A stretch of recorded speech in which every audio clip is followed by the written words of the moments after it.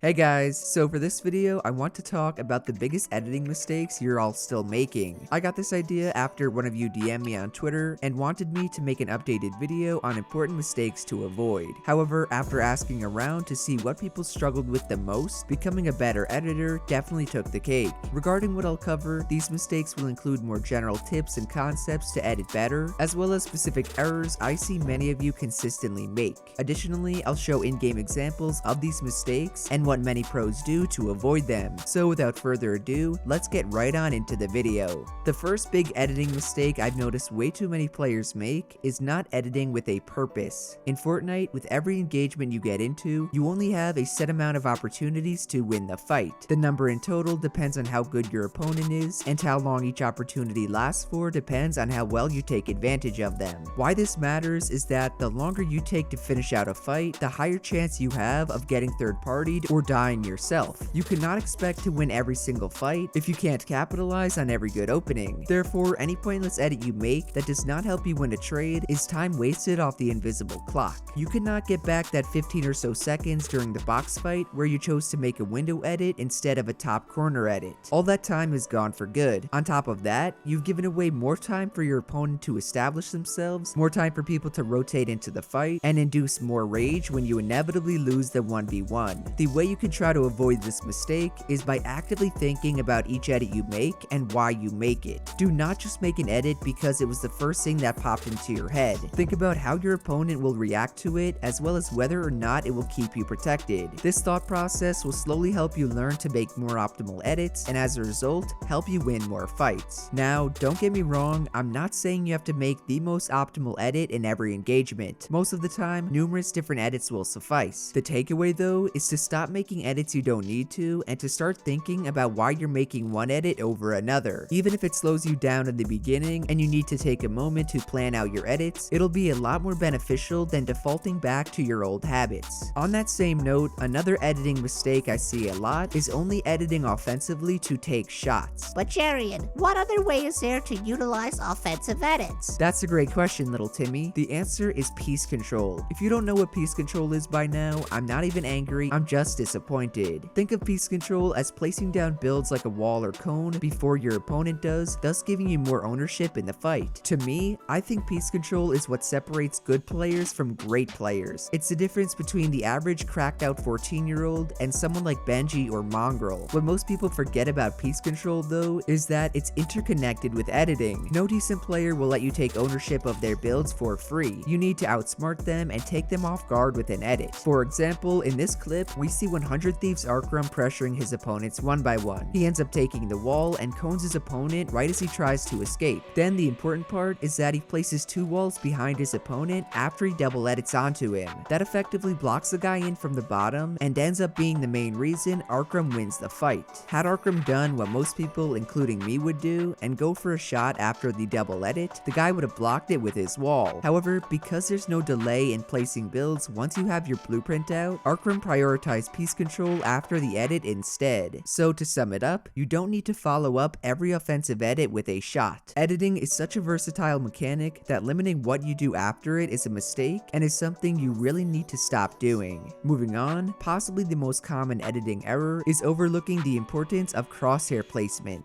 This is a topic I've talked about numerous times in the past, but I wanted to bring it up again because of how important it truly is. Anytime you make an edit in Fortnite, your crosshair is what actually does it. It's what selects the tiles you want to edit, and it dictates how fast or slow those tiles will be selected. As a result, people tend to think the faster you can move your crosshair, either by whipping your mouse around or by playing on a higher sensitivity, then the quicker you will become at editing. This makes sense in theory, but it actually leads to the mistake I'm talking about. No matter how fast you can move your crosshair, someone with more optimized crosshair placement will always be a faster editor. My trick to help with this is to start whatever edit you're gonna do with the nearest tile to your crosshair. It doesn't matter how awkward the edit may feel, start doing it that way. A good example would be if your crosshair is positioned down here, to make a bottom corner edit from bottom to top and not top to bottom. Moreover, if your crosshair is pre-positioned here, edit from top to bottom and not bottom to top. Way too many players fail to do this, and I know it's true because I don't do it as well. I tell myself how much more optimal it is and how much faster it will make my edits, but I still don't put in the time to practice them. Some players that do are top tier box fighters like NRG Unknown. At first glance, you would not think Unknown is that fast of an editor. That's not to say he's slow, he's just not as mind-bogglingly fast as someone like Raider. What's crazy about that though is Unknown could outplay any creative warrior in a box fight. His edits are crisper, his movement is elite, and he's comfortable making edits from any angle. Just thinking about it now, I've actually noticed this is the case for a ton of the best controller players. They never really seem uncomfortable making edits that are awkward for keyboard and mouse players. My guess is that it has something to do with the fact they use joysticks and have 360-degree movement. Keyboard and mouse players just find it unnatural to throw their arms around in certain ways, especially while we have to take our fingers off of our movement keys in order to edit. Still, if we want to improve, we cannot let us hold that back. One keyboard and mouse player that has amazing crosshair placement is the man I mentioned before, 100 Thieves Arcrum. Almost every single edit he makes is as optimal as it gets. He never has to move his crosshair to a different spot to complete the same edit because he's comfortable making every single edit. This also happens to be a big reason why he edits so fast on such an absurdly low sense. The man plays on 400 DPI and 10% in-game sense, aka 40 eDPI. This is basically the same as Mongrel's old sense, but unlike Mongrel, Arcrum does not swing his arm around like a crackhead. He focuses on optimizing how far his crosshair has to travel, and as a result, his gameplay looks a lot slower. However, that does not mean his edits are slow in fights. His mechanics are just as good or even better than many top pros. So to put it all together, there are two editing mistakes at play here. The first is overlooking the importance of crosshair placement, and thinking faster editing is better than optimal editing. If you want to improve and become a better editor, focus on your crosshair placement first and add in more speed second.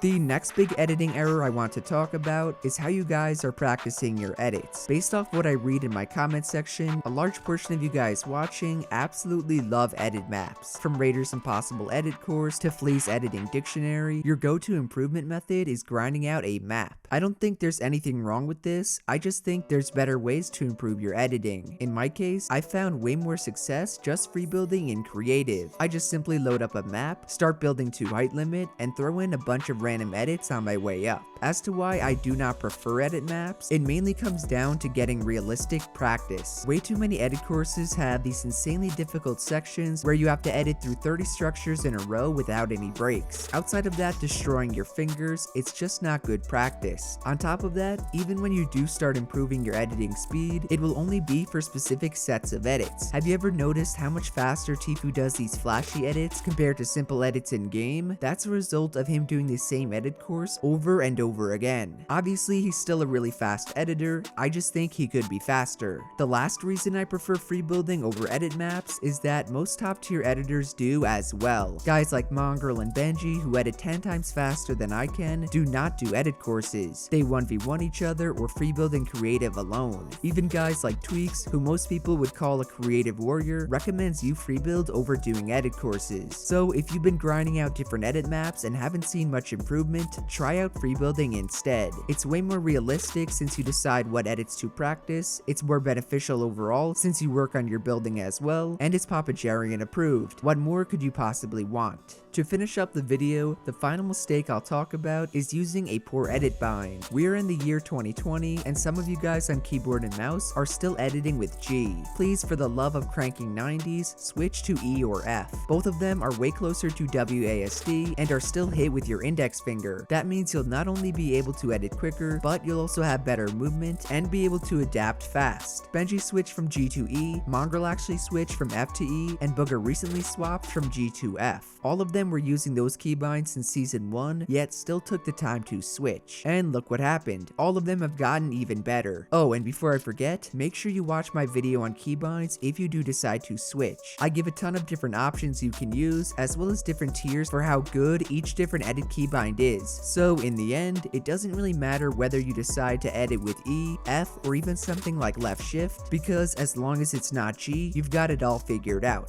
PS, as far as confirm edit on release goes, you guys should know I highly recommend it. It's helped improve my editing, movement, and box fighting a ton. With that being said though, you do not need to use it to edit fast. Tons of pros that don't use it can edit insanely quickly. It really comes down to what you prefer. Overall guys, those are the main editing mistakes all of us have to stop making. We gotta do our best to edit with a purpose, use offensive edits for things outside of taking shots, and really hone in on our crosshair placement. Additionally, for practicing, I recommend doing free builds over edit courses, and if you're still editing with G, switch off of it ASAP. So if you guys enjoyed the video or learned something new, do be sure to drop a like, subscribe to the channel, and to turn on my post notifications. Shout out to everyone using code Jerian. I hope you're all staying safe inside and grinding out Fortnite. Otherwise, that's it from me, and I will see you guys in the next one. Later.